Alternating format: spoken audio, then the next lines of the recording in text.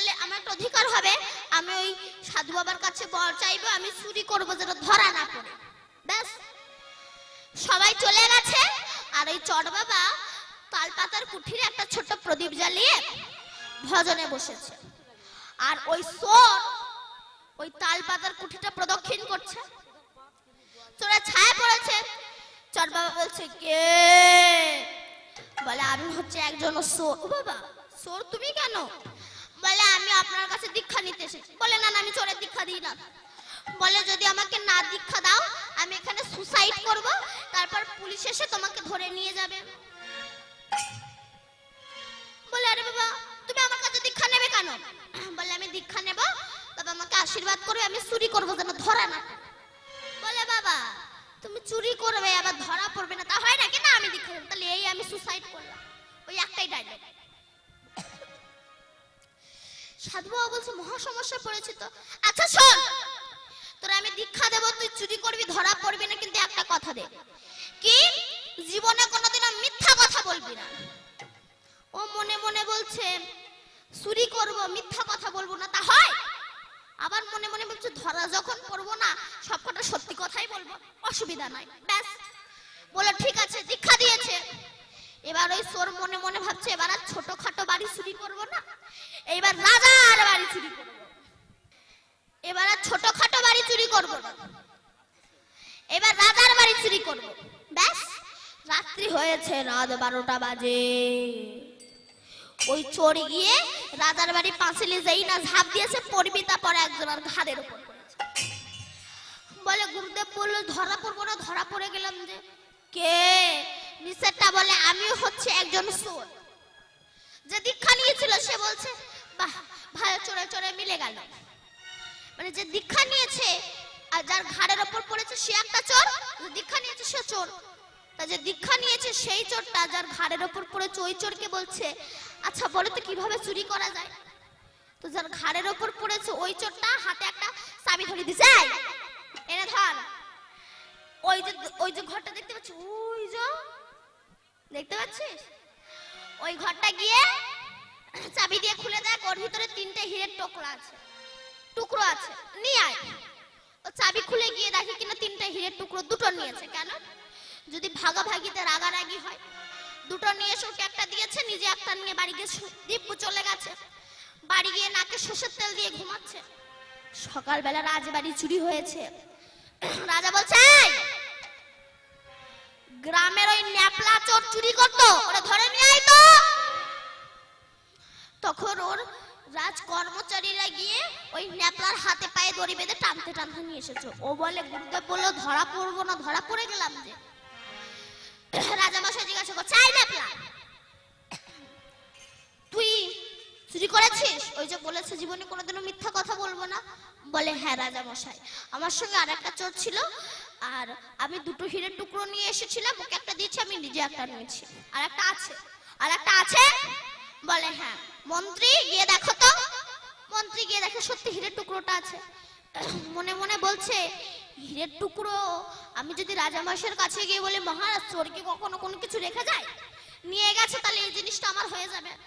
ওটা নিজের পকেটে ঢুকিয়ে নিয়ে রাজা মশাইয়ের কাছে এসে বলছে, মহারাজ চোরে না শোনে ধর্ম কথা সব নিয়ে গিয়েছে। চোর বলল, মহারাজ বিশ্বাস করুন, একটা ছিল। মন্ত্রী বলছে, মহারাজ আপনি চোরের কথা বিশ্বাস করবেন, আমার কথা বিশ্বাস করবেন? বলে, আমি চোরের কথা বিশ্বাস করব। কেন? কালকে রাত্রে যার ঘাড়ের ওপর পড়েছিল সে অন্য কেউ নয়, সে হচ্ছে আমি। এই মন্ত্রীকে গুলি করে মেরে দে, আর চোরকে মন্ত্রীর আসনে বসিয়ে দে। মন্ত্রী হওয়ার আগে চোর বলল, মহারাজ আমাকে একটিবার সময় দিন। চোরটা ছুটতে ছুটতে গিয়েছে গুরুদেবের কাছে। গুরুদেব, জীবনে একটা কথা মেনেছিলাম, মিথ্যা বলবি না। সে একটা কথা শুনে যদি আজ আমি চোর থেকে মন্ত্রী হয়ে যেতে পারি, যদি আমি তোমার চরণের দাস হয়ে থাকতে পারি, নিতাই গৌর হরি বল বলে আমি গোবিন্দের চরণের দাস হয়ে থাকতে চাই, মন্ত্রী হতে চাই না। হরি বল বলে তার চরণের দাস হয়ে থাকতে চাই। গোবিন্দকে পেতে হলে গুরু চরণ না ধরলে গোবিন্দের কাছে যাওয়া যায় না। কেমন? যখন ইন্দ্র অভিসম্পাদ হলো, ইন্দ্রের রাজা চালাবে কে? তখন ওনার মতো ধার্মিক রাজা, ওনাকে স্বর্গরাজ্য চালাতে দেওয়া হলো। এবার নহস সারা স্বর্গরাজ্য ঘুরে সেখানে অনেক সুন্দরী সুন্দরী রমণীর মধ্যে মেনকা, রম্ভা, সবচেয়ে সুন্দর রমণী হচ্ছে ইন্দ্রের স্ত্রী শচী। নহস যখন শচীকে দেখলো, বলে আমি তোমাকে বিয়ে করতে চাই। শচী বলে ছি ছি ছি, আপনি জানেন আমার একবার বিয়ে হয়ে গেছে, তারপরে আপনি আমাকে বিবাহ করতে চাইছেন? নহস বলছে দেখো, ইন্দ্র তো আর কোনোদিনও ফিরে আসবে না, আর এখন তো আমি ইন্দ্র, আমাকে বিয়ে করতে হবে, আমি ইন্দ্র পদ পেয়েছি। শচী বলল আমাকে একটু সময় দাও।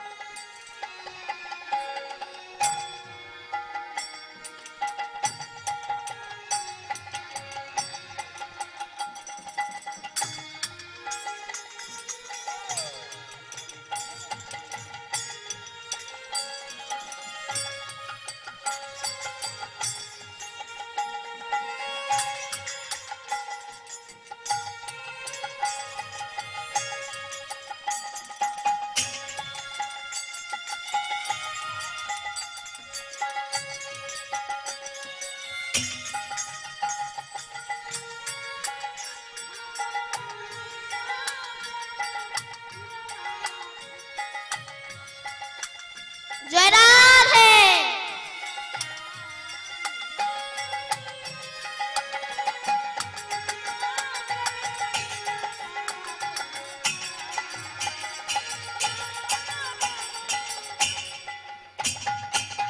আস্তে।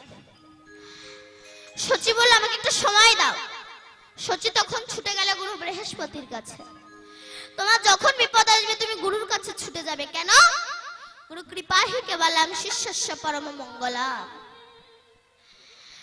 তখন যখন শচী বৃহস্পতির কাছে ছুটে গেল, বৃহস্পতি বলল শচী তুমি এক কাজ করো, তুমি নহসকে গিয়ে বলো তুমি তাকে বিয়ে করবে, কিন্তু সে যদি সপ্তর্ষির কাঁধে চেপে তোমাকে বিয়ে করতে আসে তবে তুমি তাকে বিয়ে করবে। শচী যখন ছুটে গেল নহসের কাছে, আমি তোমাকে বিয়ে করব, কিন্তু তুমি যদি সপ্তর্ষির কাঁধে চেপে আমাকে বিয়ে করতে আসো। তখন নহস ছুটে গেল সপ্তর্ষির কাছে। দেখুন ইন্দ্র পদ পেয়ে এক নারীর জন্য ঋষিদের কাঁধে চাপছে। এই জন্য শাস্ত্র বলছে বিবেকবান পুরুষকে কখনো নারীর মুখের দিকে তাকাতে নেই। কেন? শাস্ত্রে নারীকে অগ্নি সমতুল্য বলা হয়েছে, আর পুরুষকে ঘৃত সমতুল্য বলা হয়েছে। পুরুষ অর্থাৎ ঘৃত যদি অগ্নি অর্থাৎ নারীর কাছে আসে পুরো ভস্ম হয়ে যাবে। রাধে রাধে। তাই বিবেকবান পুরুষকে কখনো নারীর মুখের দিকে তাকাতে নেই, সবসময় নারীর চরণের দিকে তাকিয়ে কথা বলতে হয়। নহস সপ্তর্ষির কাছে গিয়ে বলল আমি আপনাদের কাঁধে চেপে শচীকে বিবাহ করতে যাব। সপ্তর্ষি বুঝেই গেছে ওর পতন শুরু হয়ে গেছে, কিন্তু ইন্দ্র পদ পেয়েছে তো ওর কথা তো শুনতেই হবে। বলছে ঠিক আছে চলো। এইবার সপ্তর্ষির কাঁধে চেপে নহস চলেছে শচীকে বিয়ে করতে। নহস মনে মনে ভাবছে কখন শচীকে পাবো, কখন শচীকে পাবো, কখন শচীকে পাবো। মানুষ যখন কামাসক্ত হয়ে যায় তখন তার না থাকে ভয়, না থাকে লজ্জা, তার কিছুই থাকে না। সপ্তর্ষির কাঁধে চেপে যাচ্ছে, একটু দেরি হচ্ছে, বলছে শীঘ্র শীঘ্র সর্প সর্প তাড়াতাড়ি চলো তাড়াতাড়ি চলো। সপ্তর্ষি বলে কি তুই সপ্তর্ষির কাঁধে চেপে যাচ্ছিস আবার সর্প সর্প তাড়াতাড়ি করছিস, তুই সর্প হয়ে যা। নহস সর্প হয়ে গেল, শচী ইন্দ্রের নহসের দৃষ্টি থেকে মুক্তি পেয়ে গেল। তাই গুরু কৃপাহি কেবলম শিষ্যস্য পরম মঙ্গলম। দিন তোর আনন্দে যাবে ধরে গুরুর নাম, দিন তোর আনন্দে যাবে ধরে গুরুর নাম। গুরু ব্রহ্মা গুরু বিষ্ণু গুরু ভগবান, দিন তোরে আনন্দে যাবি ধরে রে গুরুর নাম, দিন তোরে আনন্দে যাবে ধরে রে গুরুর নাম গুরু ব্রহ্মা গুরু বিষ্ণু গুরু ভগবান আনন্দে যাবে ভজরে গুরুর নাম রে গুরুর নাম গুরু ব্রহ্মা গুরু বিষ্ণু গুরু ভগবান গুরু মাতা গুরু পিতা গুরু ভগবান জগৎ গুরু শ্রীকৃষ্ণ সর্বশক্তিমান গুরু মাতা গুরু পিতা গুরু ভগবান জগৎ গুরু শ্রীকৃষ্ণ সর্বশক্তিমান তোর আনন্দে যাবে ধরে গুরু নাম ধরে গুরু নাম গুরু ব্রহ্মা গুরু বিষ্ণু গুরু ভগবান আরে দিন তোরে আনন্দে যাবে ধরে রে গুরুর নাম দিন তোরে আনন্দে যাবে ধরে রে গুরুর নাম গুরু ব্রহ্মা গুরু বিষ্ণু গুরু ভগবান গুরু মাতা গুরু পিতা গুরু ভগবান জগৎ গুরু শ্রীকৃষ্ণ সর্বশক্তিমান গুরু মাতা গুরু পিতা গুরু ভগবান জগৎ গুরু শ্রীকৃষ্ণ সর্বশক্তিমান তোর আনন্দে যাবে ধরে গুরু নাম ধরে গুরু নাম গুরু ব্রহ্মা গুরু বিষ্ণু গুরু ভগবান গুরু তোরে ব্রহ্মা গুরু আনন্দে যাবে বিষ্ণু ধরে গুরু রে গুরুর ভগবান নাম গুরু ব্রহ্মা গুরু বিষ্ণু গুরু ভগবান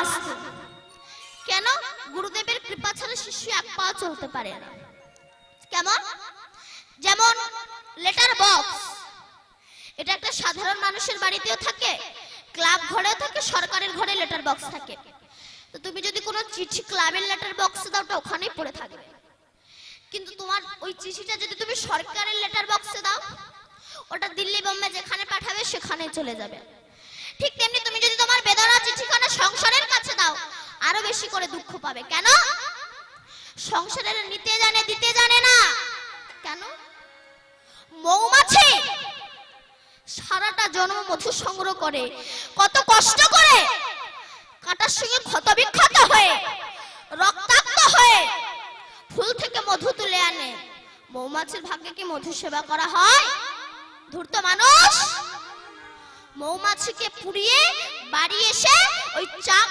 নিংড়ে তারা রস আস্বাদন করে মধু আস্বাদন করে তুমি এই যে গাড়ি বাড়ি করছো না তোমার মৃত্যুর পর ওই মৌমাছির মতোই তোমাকে পুড়িয়ে তোমার নিজের ছেলে মেয়েরাই বাড়িতে এসে তোমার চাক নিংড়া নিংড়া রস আস্বাদন করবে তোমার কথাই তারা ভুলে যাবে কেন এই জগতে কেউ আপন নয় আপনি মরে গেলে যেটা কাঁদে না ওটা স্বার্থের জন্য কাঁদে কেন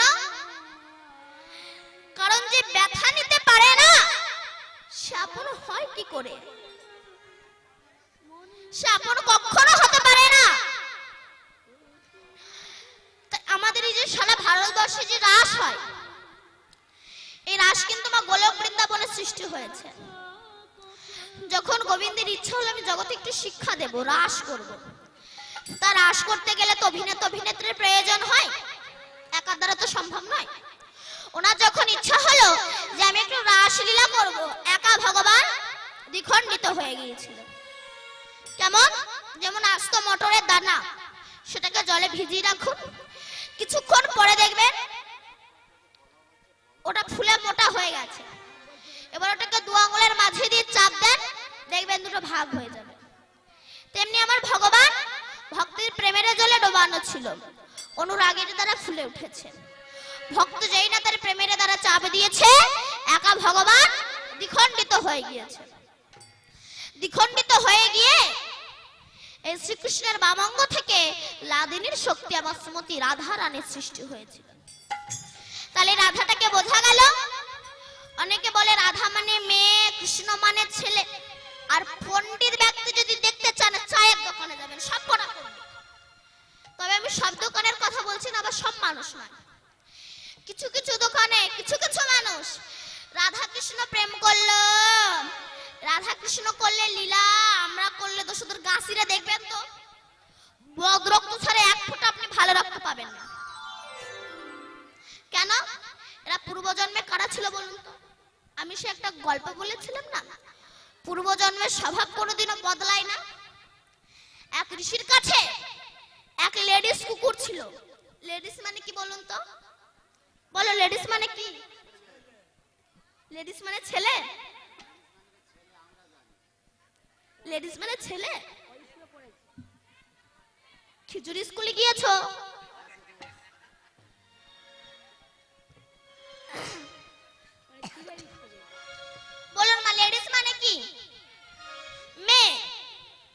ঋষি যখন ফুল তুলে এনে রেখে দিত, ওই কুকুর গিয়ে মুখ দিয়ে দিত, এঠো করে দিত। ঋষি বলে আমি ফুল তুলে এনে রেখে দিই, তুই ফুলে মুখ দিয়ে দিস, এঠো করে দিস, যা তুই একটা সুন্দরী মেয়ে হয়ে যা। তখনকার দিনে ঋষিদের বাক্য শুদ্ধ ছিল, যা বলতো তাই হয়ে যেত। অনেকে বলে আগেকার দিনের মুনি ঋষিরা তো ষাঁড় বলি দিত, তাহলে হিন্দুদের গরু খেতে কি দোষ আছে? জানেন কেন ষাঁড় বলি দিত?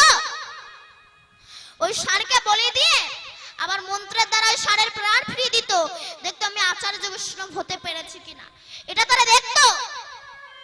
এই হিন্দু ধর্মটা হচ্ছে পাকা বেলের মতো, যারা কিছু বোঝে না তারা বাইরে থেকে অপব্যাখ্যা করে, যারা কিছু জানে না কাক যেমন বাইরে ঠোকর মেরে চলে যায়, কিন্তু ধূর্ত মানুষ বেলটাকে ফাটিয়ে রসাস্বাদন করে। ঠিক হিন্দু সনাতন ধর্মটা হচ্ছে পাকা বেলের মতো, যারা কিছু বোঝে না তারা বাইরে থেকে অপব্যাখ্যা করে, কিন্তু জ্ঞানী পণ্ডিত ব্যক্তি এর ভিতরে প্রবেশ করে মুখ্য বস্তুটা সাধন করতে পারে। ব্যাস, সুন্দরী একটা মেয়ে হয়ে গেছে। এখন এক রাজার ছেলে রাজপুত্র বনে মৃগ শিকার করতে ওই মেয়েকে দেখেছে, বলে আমি তোমাকে বিয়ে করব। বলে আমার বাবা আছে। ঋষির কাছে গিয়ে বলে আমি আপনার মেয়েকে বিয়ে করতে চাই। ব্যাস, বিয়ে দিয়ে দিল। বিয়ের 6 মাসের মধ্যে রাজার ছেলের 50 জোড়া জুতো কোন কুকুরে ছেড়ে দিল। রাজার ছেলে বলে এত জুতো ছেড়ে কে?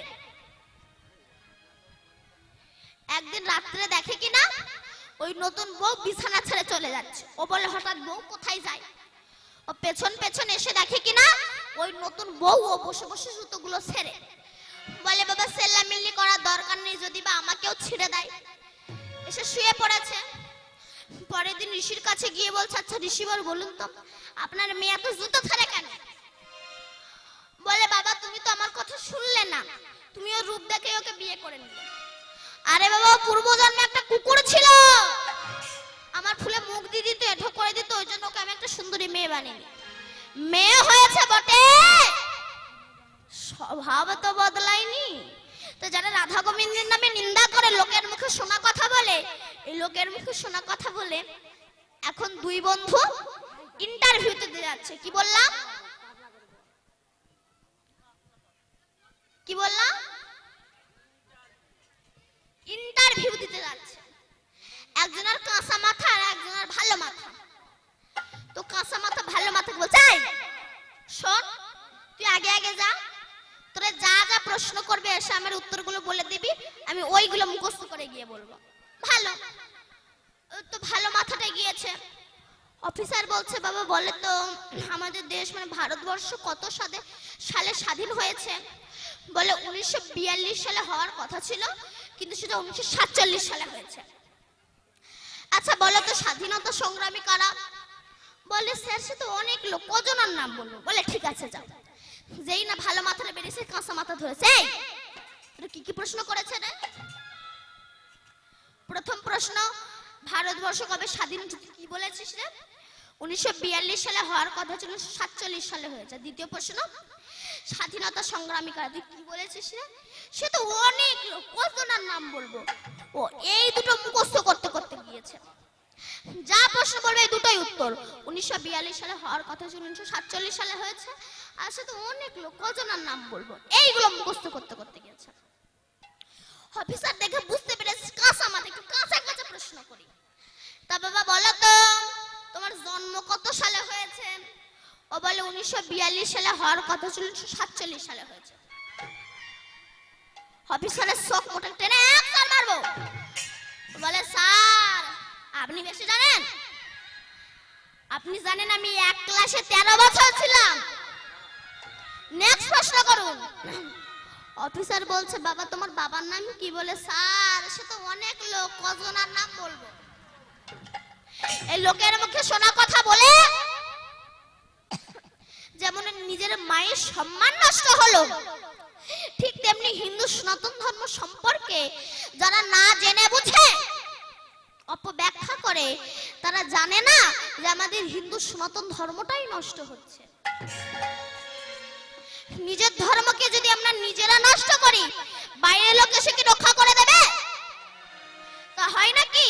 তাই চলুন, আমার গৌরাঙ্গ মহাপ্রভু গোলক থেকে হরিনাম এনেছেন, পদকর্তা পদ লিখেছে। ও গো গোলকের প্রেম ধন, হরি বল হরি বল। এই হরিনাম সংকীর্তন, ও গোলকের প্রেম ধন,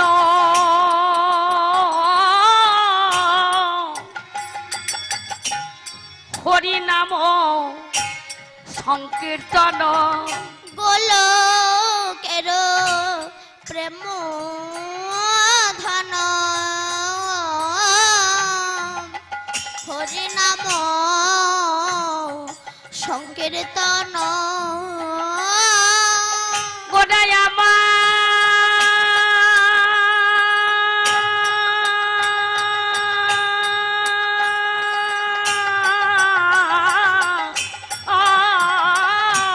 গোলকের প্রেম ধন,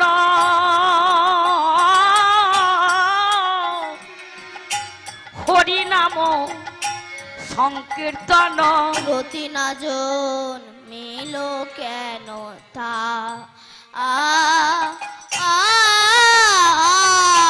রতি নাজ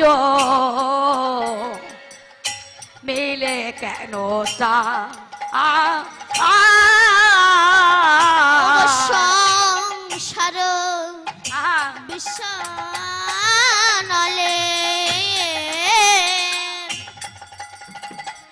আমার দিবানিশি হিয়া জলে মাধবকে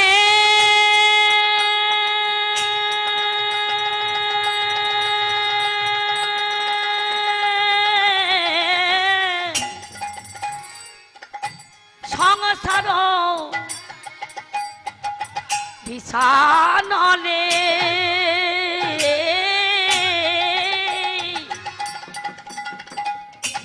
দিবানিশি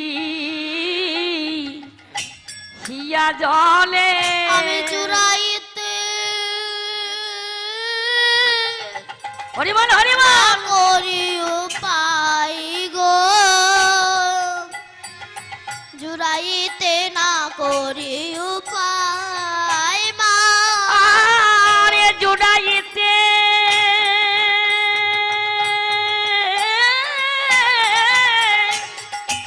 না করিও পায়ে গো,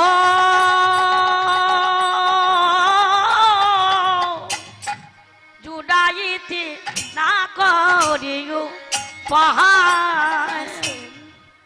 তাই হরি ভজন করো। এখনো নবদ্বীপে একজন বাবাজি আছে, তার নাম হচ্ছে চট বাবা। চট বাবা কেন? সেই বাবা, তিনি যা বলতো তাই হয়ে যেত। বাবা আমার মেয়েটার বিয়ে হচ্ছে না, যা অমুক দিন হয়ে যাবে। বাবা আমার ছেলের চাকরিটা হচ্ছে না, অমুক দিন হয়ে যাবে, হয়ে যায়। এই যিনি যা বলে তাই হয়ে যায়, এক সোর মনে মনে করে আমি ওই সাধু বাবার কাছে দীক্ষা নেব। দীক্ষা নিলে আমার একটা অধিকার হবে, আর অধিকার হলে আমি বলবো নরহরি দাসে করে এইবারে লীলা ও প্রকাশ হল নরহরি দাসে কয়ে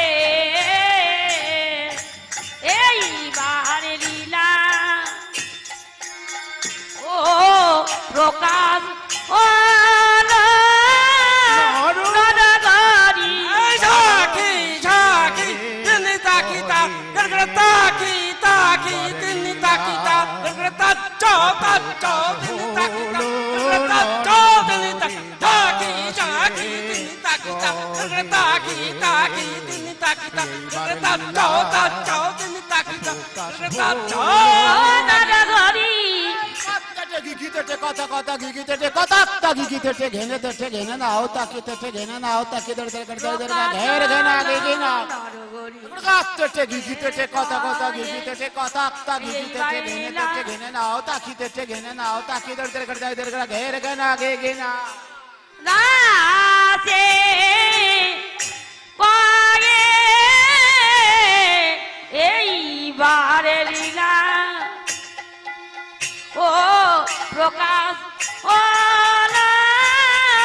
নদগরি তট তট তট তট ঘু ঘু রট রট ধপট ধপট তে মৃদঙ্গ বাজত দীর্ঘ দীর্ঘ টম দরগন যাও তাকিটি ঝাউতি ঝাউতে খিটি তেরে খিটি তাকিটি ঝাউতি ঝাউতে খিটি ধাউতি ঝাউতি ঝাউতে খিটি তেরে তাকি তাকি খাটা তাকি না তাকি ধী ধী তট তট তট তট ধাইনে ধাইনে